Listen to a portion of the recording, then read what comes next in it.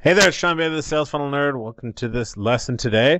We're going to talk about what else you need to do with your webinar funnel after you've got your webinar registration page done and your webinar confirmation page, your webinar thank you page done, right? So the other pages that we're looking at, talking about what to do after they sign up, is set up your webinar replay page. And what's kind of optional is your indoctrination pages, right? So all you really need to do if you did want to set up those would be to create the videos. And then for those pages, all you really need to use is some type of like a VSL page, or just take a page and add in a video player and customize it however you want. Now that you've seen, how easy it is to do things with the editor. But if you just want a quick fix, I would take a VSL page, something with a video already in it, change the headline up a bit, make a few changes, bing, bang, boom, all done.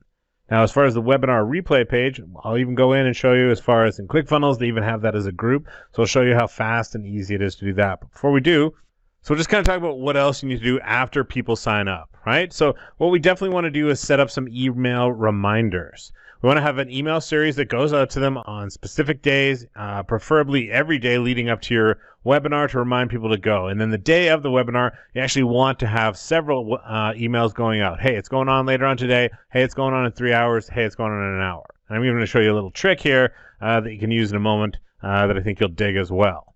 Right? Now, as far as your indoctrination pages, I told you as far as how I would do it, I would just go grab a VSL page, change it up a bit, and turn that into an indoctrination page and have some type of video that kind of primes them before they go and attend the webinar, right? So that's easy enough to do if you want to do it. But like I say, I would consider that one to be kind of optional, especially if you're just trying to get your first webinar under your belt. So the next thing you can do is to create a worksheet, and you want to tell them, hey, take this worksheet and print it out, put it beside your computer, put it on the board beside in your office there, so that it's hanging there to remind you, and make sure that you bring that worksheet, because I'm going to give you the answers to fill it out, and I'll put a little note.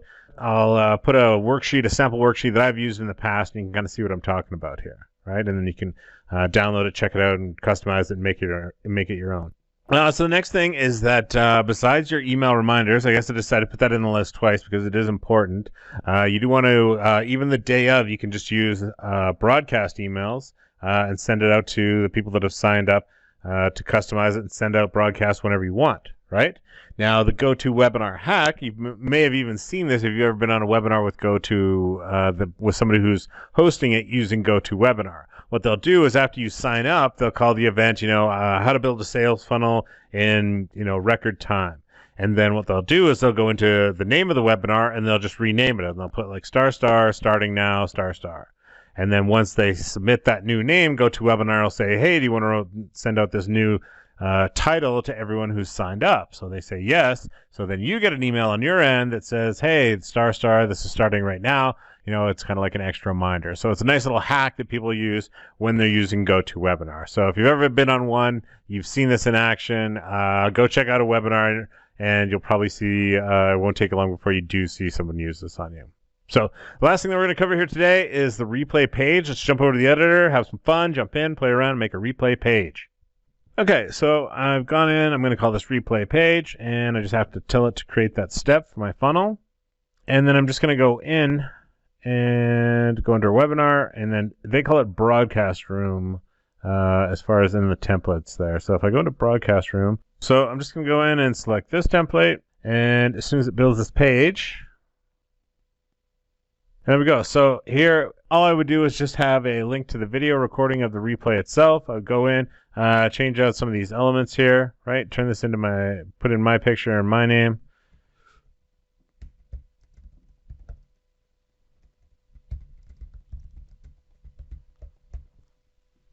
So there we go, jazz it up. This guy's better looking than me. I'm gonna leave him in here for now. But other than that, all I have to do is just change up this. Instead of live presentation, I would go and add some scarcity and say limited time replay. And there we go, limited time replay.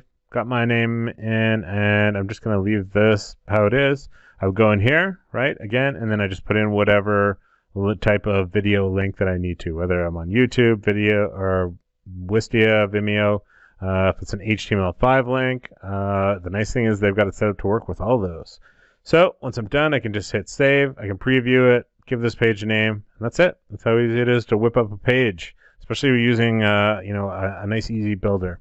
So that's it. So now you know what to do as far as after they sign up. Go ahead and play around. Go make yourself a replay page if you're going to offer a replay in your webinar, which I recommend that you do. And go have some fun with it. And I will see you in the next lesson.